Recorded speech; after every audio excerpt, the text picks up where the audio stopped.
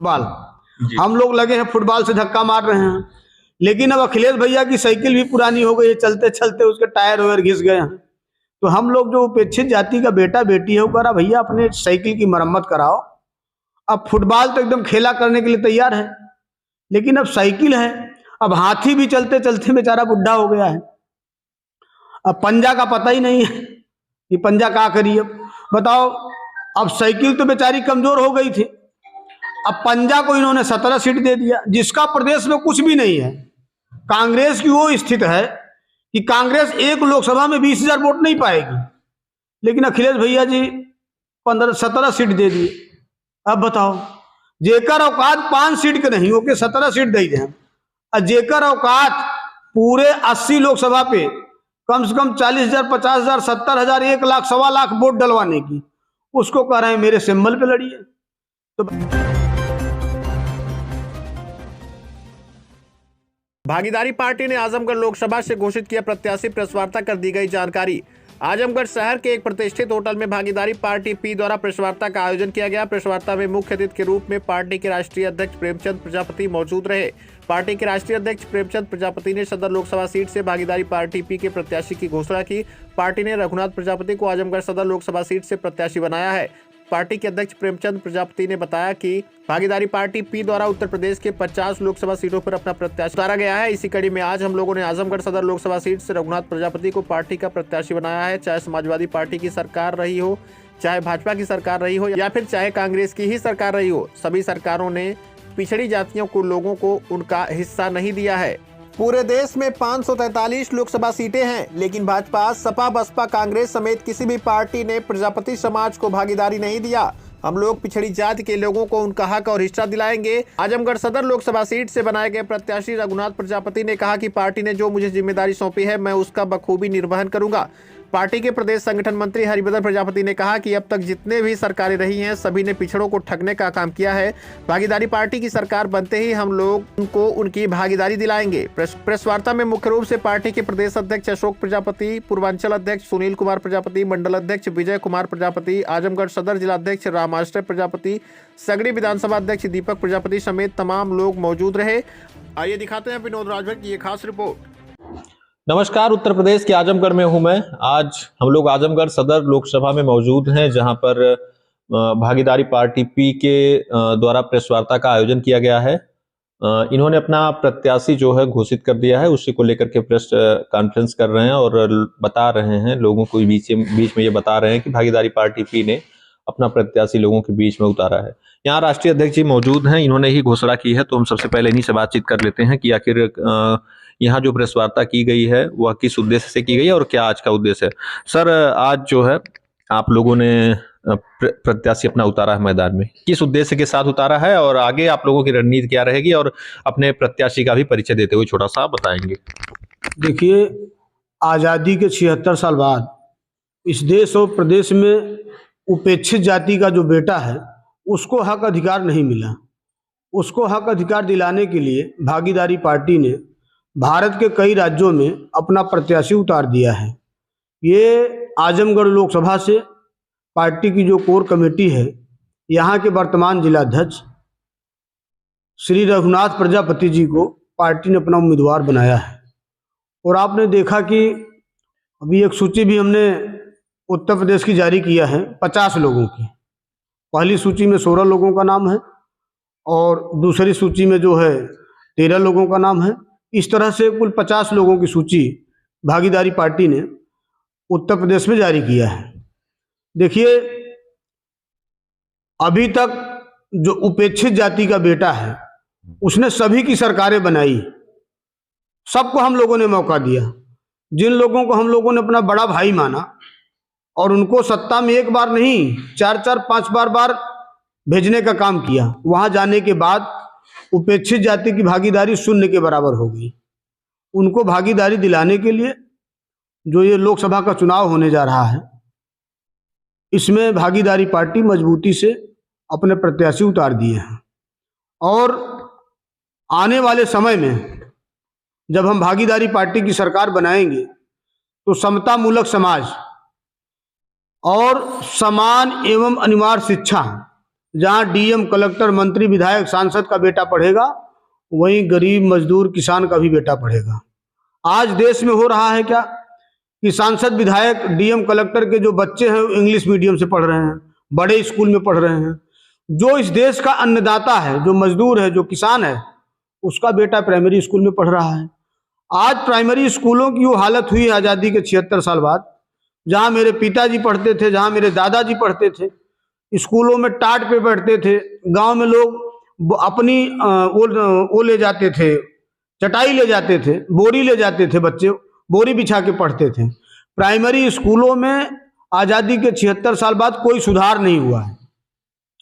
और जो स्वास्थ्य की व्यवस्था है, अगर आज ये आजमगढ़ है, आजमगढ़, हम लोग आजमगढ़ में हैं, किसी रूरल गांव में चले जाएं और कोई गरीब आदमी बीमार हो जाए तो उसको यहाँ ट्रीटमेंट नहीं मिल पाता है, उसको लेके लोग लखनऊ भागते हैं। सरकार कह रही है कि हम हर जगह पीजीआई जैसी बिल्डिंगें बना रहे हैं। अरे भाई, आपने बिल्डिंग तो बना दिया, लेकिन डॉक्टर तो नहीं है ना उसमें, और डॉक्टर नहीं है तो ऐसी बिल्डिंग बनाने का क्या मतलब है। और आज शिक्षा का जिस तरह से व्यवसायीकरण हुआ है इस भारतीय जनता पार्टी की सरकार में, आप समझ लीजिए कि एक बच्चे को अगर आपको एमबीबीएस कराना है तो कम से कम 1.25 करोड़ 1.5 करोड़ रुपए चाहिए। ये कैसा देश है जहां गरीब आदमी को कोई व्यवस्था ही नहीं है। हम अपने बेटा को इंजीनियर नहीं बना सकते, डॉक्टर नहीं बना सकते, वकील नहीं बना सकते, सिविल सर्विस की तैयारी नहीं करा सकते, पैसा नहीं है। और आज जो महंगाई का आलम है, कांग्रेस की जब सरकार थी तो गैस सिलेंडर 300-400 रुपए में बिक रहा था। खैर, कांग्रेस ने भी कसर नहीं छोड़ा है इस देश को बेचने में, लेकिन भारतीय जनता पार्टी ने कहीं उससे ज्यादा किया है। और इस बार अगर इस देश की जनता ने दोबारा सरकार बना दिया, दोबारा अगर सरकार बन गई, तो समझ लीजिए कि गैस का सिलेंडर अभी 1200 में बिक रहा है तो 2500 में बिकेगा। अच्छा, अभी बीते चुनाव में आप लोग राजभर जी के साथ थे, ओम प्रकाश राजभर जी के साथ। चूंकि अब राजभर जी इस समय तो वो खुद पाला बदल चुके हैं, तो स्थिति क्या रहने वाली है? आप उनके साथ मतलब किसी तरीके से उनका आपका कोई संबंध है, या फिर अब की बार जो उनके खिलाफ लड़ेंगे चुनाव? देखिए, भागीदारी पार्टी अपने दम पर उम्मीदवार उतारा है। अभी आपने ओम प्रकाश राजभर जी की बात कही, हम लोग भागीदारी संकल्प मोर्चा बनाए थे। तो जब हम लोग मोर्चा बनाए तो हम सबके बड़े भैया, इस प्रदेश के पूर्व मुख्यमंत्री, जिसको हम लोग बड़ा नेता कहते हैं प्रदेश का, उन्होंने क्या किया, उन्होंने खुद मेरे से कहा, अब उनके कार्यालय पे बैठक हुई, उन्होंने कहा कि प्रजापति जी कितने सीट पर लड़ना चाह रहे हैं, आप बताइए। तो हमने कहा कि आप सीट कितना देंगे उस हिसाब से बताइए। तो कहें जहां आप मजबूत हैं सूची दे दीजिए। हमने 15 विधानसभा की सूची दिया, फिर 2 राउंड की, 3 राउंड की, 4 राउंड की बैठक हुई। लास्ट में इन्होंने जितने लोगों का मोर्चा बनाया था सबको धोखा दे दिया, उनको सीटें ही नहीं दिया। और कहने लगे कि जब हमारी सरकार बनेगी तो हम आप लोगों को सरकार में मैनेज करेंगे। जब इन्होंने उपेक्षित जाति के बेटा को धोखा दिया तो इस देश और प्रदेश की जनता ने इनको धोखा दिया, इनकी सरकार नहीं बनी। अब ये स्थिति है, अगर ये लोग मिलके, हम लोगों के साथ मिलके अगर लड़ाई नहीं लड़े तो आने वाले कई सालों तक इन लोगों का खाता नहीं खुलेगा, क्योंकि ईवीएम का झमेला हो गया है।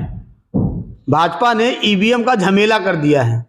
हम लोग भी फुटबॉल लिए हैं, भागीदारी पार्टी को चुनाव आयोग ने कॉमन सिंबल दिया है, फुटबॉल। हम लोग लगे हैं फुटबॉल से धक्का मार रहे हैं, लेकिन अब अखिलेश भैया की साइकिल भी पुरानी हो गई है, चलते चलते उसके टायर वगैरह घिस गए हैं। तो हम लोग जो उपेक्षित जाति का बेटा बेटी है वो कह रहा, भैया अपने साइकिल की मरम्मत कराओ। अब फुटबॉल तो एकदम खेला करने के लिए तैयार है, लेकिन अब साइकिल है।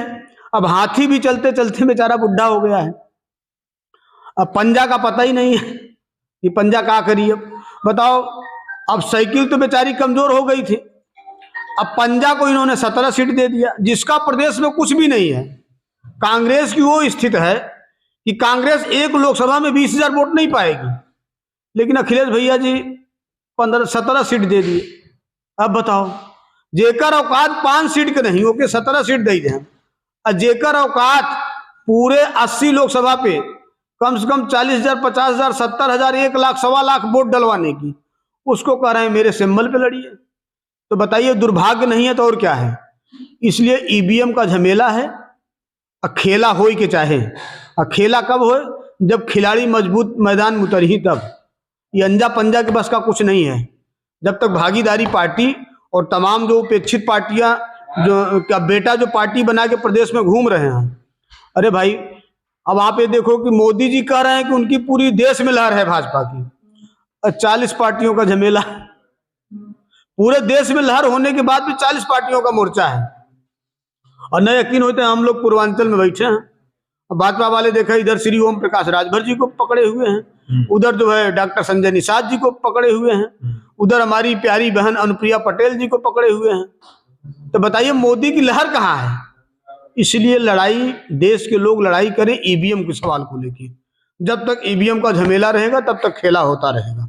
मैंने सवाल जो आपसे पूछा था बड़ा गोल गोल घुमा करके आपने जवाब दिया। हम चाहेंगे स्पष्ट आप जवाब दें। दोबारा से बात पूछ लीजिए जी। तो राजभर जी, ओम प्रकाश राजभर आपके साथ थे, अभी भी हैं या नहीं? देखिए राजभर जी एक अच्छे नेता हैं। अच्छे नेता इसलिए हैं कि भाई देखिए, कम से कम वो सदन के अंदर उपेक्षित जातियों के लिए बोलते हैं।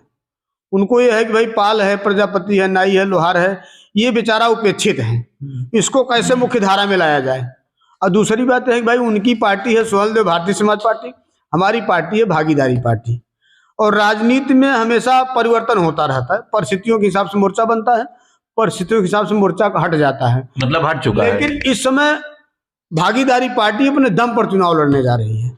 मतलब आप लोग साथ में अभी नहीं रहने वाले हैं? नहीं, मैंने कहा कि भाई भाईचारा है सभी का। भाईचारा पे भाई हमारी बात, हम केशव प्रसाद मौर्य जी से भी मिलते हैं, स्वतंत्र देव जी से भी मिलते हैं, डॉक्टर लक्ष्मीकांत वाजपेयी जी से भी मिलते हैं। मतलब सबसे आप टच में हैं? अखिलेश यादव जी से भी बातचीत होती रहती है। और रही बात ओम प्रकाश राजभर जी की, ओम प्रकाश राजभर जी सदन में मजबूती से पक्ष रखते हैं उपेक्षित जाति के लिए, इसलिए हम लोग उनको फॉलो करते हैं। चलिए, तो यहाँ पर जो अभी प्रत्याशी घोषित किए गए हैं लोकसभा सदर सीट से, उनसे भी बातचीत कर लेते हैं, वह भी हमारे साथ हैं। परिचय दीजिए सर अपना। रघुनाथ प्रजापति, जिला अध्यक्ष आजमगढ़। आज आपको प्रत्याशी बनाया गया है भागीदारी पार्टी द्वारा, तो क्या मतलब आपकी प्राथमिकताएं क्या होंगी, किस मुद्दों को लेकर के चुनाव लड़ेंगे, और मतलब क्या है आपकी मतलब मुख्य तरीके से आपकी क्या मांगे हैं, तो ये इन सब चीजों पर आज हम चर्चा करेंगे। तो सबसे पहले आप जो है ये बताइए कि किस उद्देश्य को लेकर के आप चुनाव लड़ने जा रहे हैं और क्या उद्देश्य है आपका? जैसे सबसे पहले तो हमारा उद्देश्य ये है कि हमारे समाज को भागीदारी नहीं मिली जी। चाहे वो थाना देख लीजिए, चाहे ब्लॉक देख लीजिए, कहीं भी हमारे समाज की भागीदारी नजर नहीं आती है। अच्छा, इस समय अब समाज को नेता की नहीं बेटा की जरूरत है।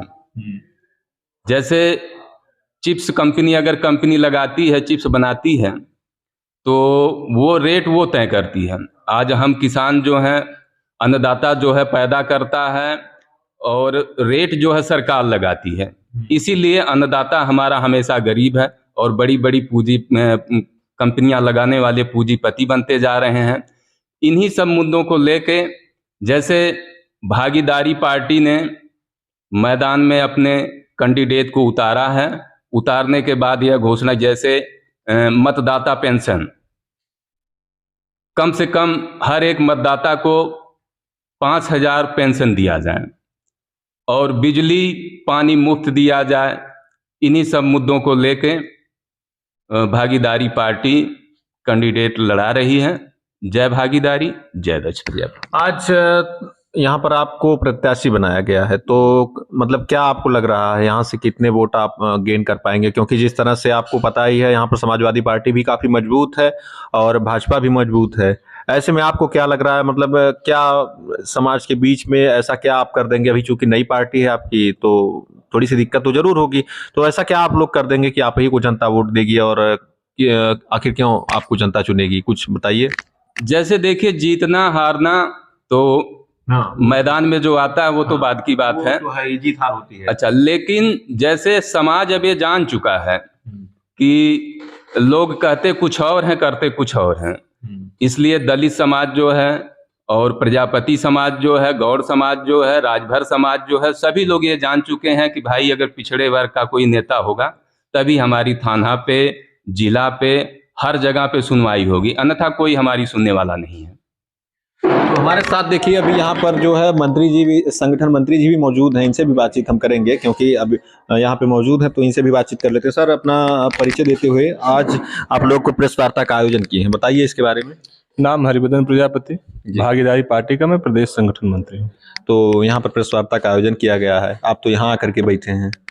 कोई दिक्कत नहीं, देखिए संगठन मंत्री हमेशा दूर रहता है, तो आप चैनल में दिखा रहे हैं। संगठन मंत्री का दूसरा काम होता है संगठन को देखना और संगठन को कैसे विस्तार किया जाए, संगठन को कहाँ कैसे काम करना है। यहाँ कैसे विस्तार कर रहे हैं आजमगढ़ में? आजमगढ़ में हमारी आज तक जो मैं काम किया हूँ यहाँ पे संगठन की बात, 5 विधानसभा है, 5 विधानसभा में हमारा सेक्टर तक पूरा मेंटेन हो गया है। जितने सेक्टर हैं सब सेक्टर में मेंटेन कर चुका हूँ। और बूथ अध्यक्षों को कुछ काम, सेक्टर अध्यक्ष हमारे यहाँ सारे लोगों की मीटिंग नहीं बुलाई गई, इस हाल में बैठने की जगह नहीं होती।